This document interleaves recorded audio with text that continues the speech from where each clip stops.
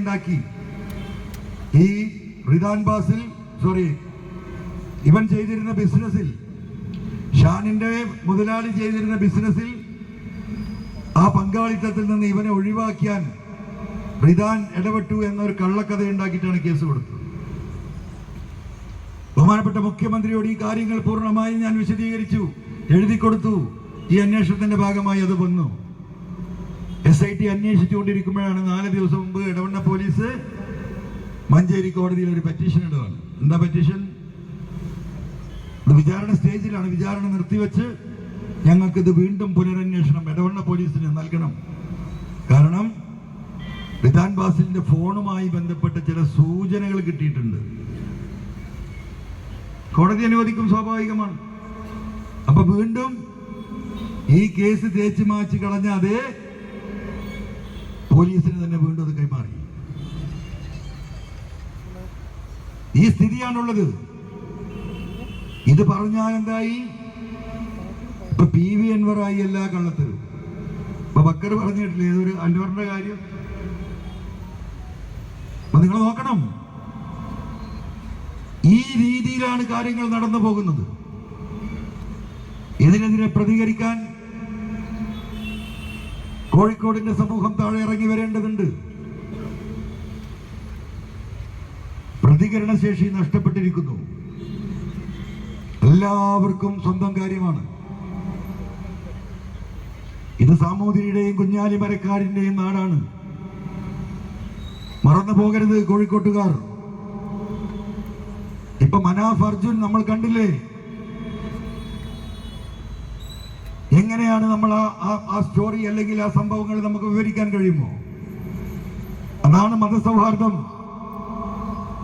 ആ മതസൗഹാർദ്ദത്തിന്റെ കടക്കൽ കത്തിവെക്കാൻ RSSുമായി ചേർന്ന്, രാജ്യത്തെ ഭീകരവാദികളുമായി ചേർന്ന്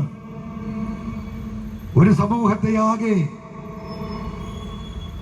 അപരവൽക്കരിക്കാൻ ശ്രമം നടത്തുന്നു. ആരാ നേതൃത്വം? കേരളത്തിന്റെ ബഹുമാന്യായ മുഖ്യമന്ത്രി. വിശ്വസിക്കാൻ കഴിയുമോ? ഇന്ന് രാവിലെ പത്രക്കാരൻ എന്നോട് ചോദിച്ചു,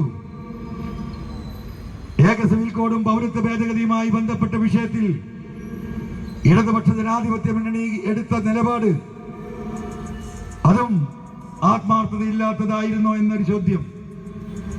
എന്റെ ഉത്തരം ആത്മാർത്ഥപരമായിരുന്നു എന്നാണ്. ഞാൻ ഇപ്പോഴും അങ്ങനെ തന്നെയാണ് വിശ്വസിക്കുന്നത്.